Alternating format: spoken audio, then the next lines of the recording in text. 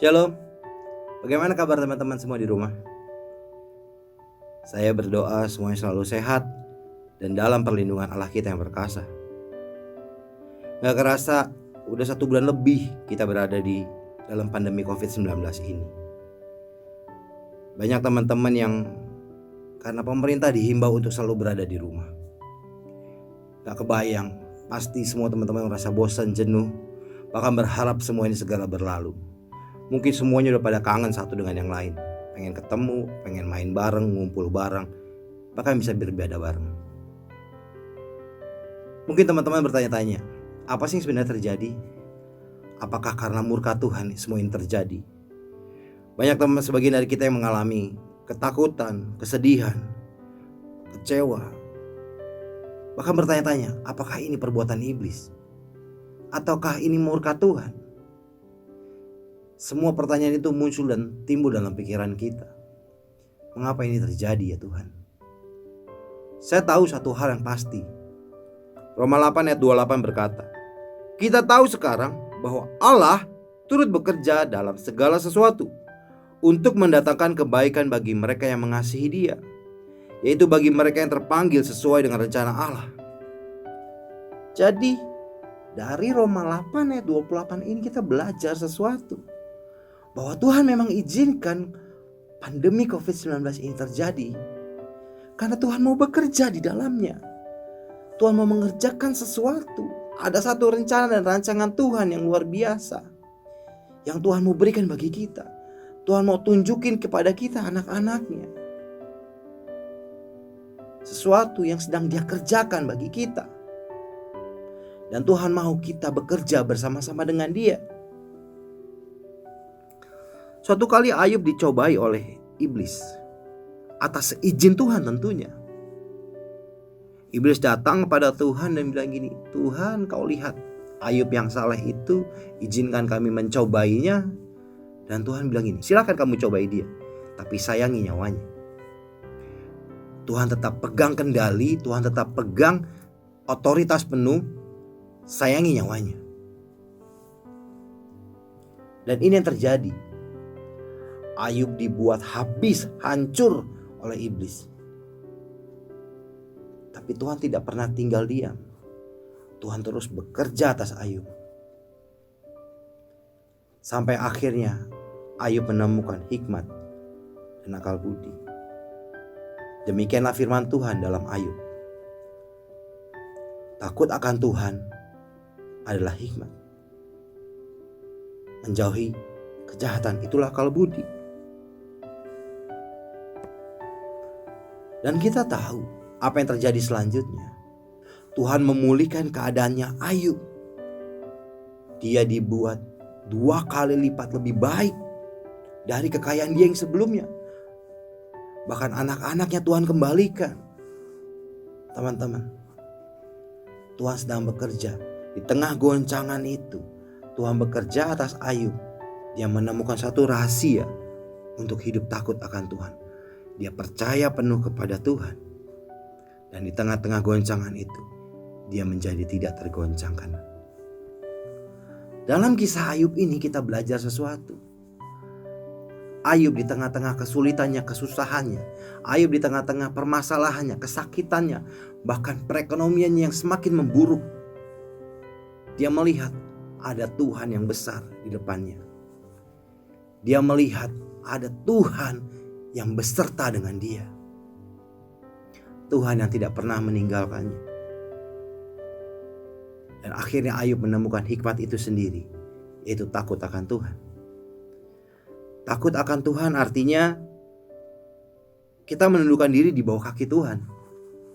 Sama seperti seorang rakyat yang tunduk kepada rajanya. Jadi ketika kita melihat Tuhan itu seolah-olah Tuhan itu seperti raja. Takut akan Tuhan yang kedua artinya adalah engkau menghormati. Sama seperti engkau menghormati ayahmu. Seorang anak pasti menghormati ayahnya. Dan menghormatinya dengan penuh cinta dan kagum. Gak ada seorang anak yang hormat sama ayahnya, takut sama ayahnya tanpa cinta. Itu namanya ketakutan yang biasa. Sama seperti kita. Tapi ketakutan akan dengan cinta dan kekaguman itu penuh penghormatan. Yang ketiga, takut akan Tuhan artinya engkau penuh percaya kepada Tuhan. Engkau berserah sama Tuhan. Engkau yakin Dia adalah satu-satunya penolong yang sanggup menolong engkau dalam segala keadaan. Mungkin kita bisa katakan Dia seperti superhero di tengah-tengah satu serangan yang luar biasa ini. Teman-teman, dari sini kita mau belajar sesuatu. Tuhan izinkan pandemi COVID ini terjadi supaya Tuhan bisa bekerja menunjukkan betapa dahsyatnya, hebatnya, mulianya Tuhan dalam hidup kita. Jadi teman-teman gak usah khawatir. Teman-teman gak usah takut, karena Tuhan masih tetap pegang kendali. Dan Tuhan akan terus menyertai kita kemanapun kita pergi. Jadi teman-teman, kita tahu sekarang bahwa pandemi ini memang Tuhan izinkan terjadi karena Tuhan ingin terus bekerja dalam segala sesuatunya, supaya Dia bisa menunjukkan kepada kita bahwa Tuhan tetap pegang kendali, Tuhan tetap beserta dengan kita. Pemerintah melalui himbauan-himbauannya menghimbau setiap kita untuk tetap berada di rumah supaya penularan COVID ini tidak terlalu meluas. Tapi bukan berarti kita hanya diam di rumah dan tidak melakukan apa-apa. Tetapi bukan berarti kita hanya menunggu dan akhirnya kita tidak melakukan apa-apa. Justru di tengah pandemi ini kita diajar sama Tuhan untuk memiliki akal budi dan hikmat, dan untuk melakukan kehendak Tuhan. Yang pertama, teman-teman harus lebih sungguh-sungguh lagi beribadah. Ternyata ibadah itu bukan hanya di gereja. Teman-teman tahu bahwa di tengah-tengah pandemi ini kita sudah sekali berkumpul bersama-sama untuk beribadah. Justru seperti seolah-olah ibadah seperti dihilangkan. Tetapi bukan itu yang Tuhan kehendaki. Tuhan sedang menyatakan kepada kita bahwa ibadah itu bukan hanya di gereja, bukan hanya di Rokris, tapi ibadah bisa dilakukan di rumah, dengan keluarga, dengan siapapun, bahkan sendiri di rumah. Tetapi yang Tuhan kehendaki bukan liturgi ibadahnya, tetapi sikap hati kita atas ibadah itu sendiri. Ibadah harus mempunyai kekuatan yang powerful untuk mengubah hidup kita. Yang kedua, di tengah pandemi ini teman-teman diminta sama Tuhan untuk jadi teladan. Kenapa? Nah, kesempatan kita untuk menjadi teladan selama di rumah yaitu bantu papa mamamu, bantu orang tuamu, ajak ngobrol adik kakakmu, bercengkrama. Mungkin melalui pandemi ini tiba-tiba pemulihan keluarga bisa terjadi. Jangan tidur aja, apalagi main game terus. Pasti orang tua pasti bakal marah. Bantuin papa mama, mungkin nyapu, ngepel, cuci piring, yang simpel-simpel aja. Gak perlu kamu sampai harus bongkar pagar benerin, gak perlu. Gak perlu sampai harus naik ke atas genteng. Tapi kalau memang itu memungkinkan, ya silakan. Tetapi yang simpel-simpel aja yang bisa kamu kerjakan. Buatin sarapan buat papa mama mungkin. Apapun. Jadi teladan di dalam kehidupanmu, dalam perkataan juga, dalam perbuatan juga. Mungkin karena kebiasaan di luar sama teman-teman kita ngobrolnya sembarangan. Justru di tengah-tengah pandemi ini, karena kita bersama-sama dengan keluarga, ngomongnya jadi lebih tertata rapi. Kata-kata kotor yang biasanya keluar sekarang dihilangkan. Amin. Nah, yang ketiga, di tengah-tengah pandemi ini Tuhan mau kita belajar untuk berbagi. Tapi Kak, keadaannya kan lagi susah, ekonomi lagi kayak begini, gimana kita mau berbagi? Teman-teman, saya percaya Tuhan bisa tolong kita. Tuhan bisa tolong kita semua. Yuk sama-sama kita belajar untuk memberi.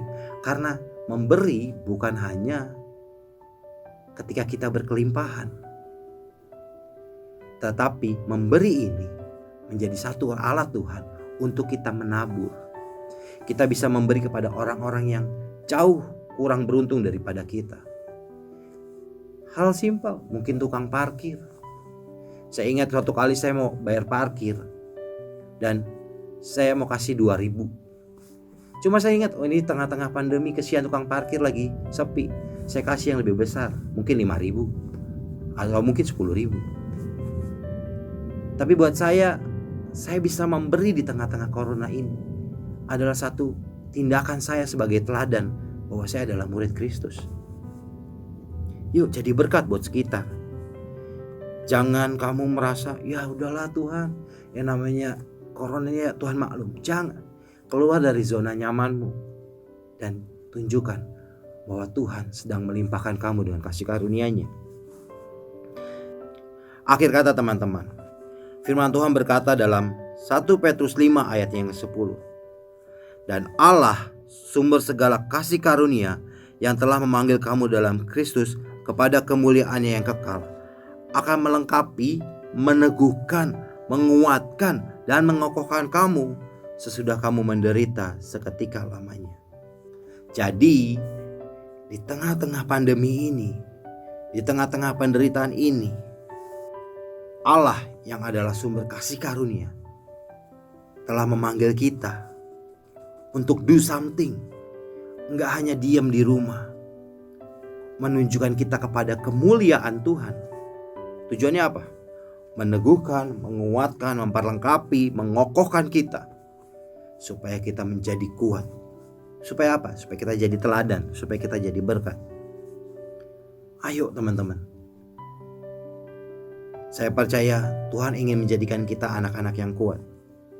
Jangan diem aja, jangan bersedih lagi. Jadi kuat. Jadilah kuat. Meskipun kita berada di rumah, kita tetap bisa jadi teladan. Meskipun kita berada di rumah, kita masih bisa tetap berbagi.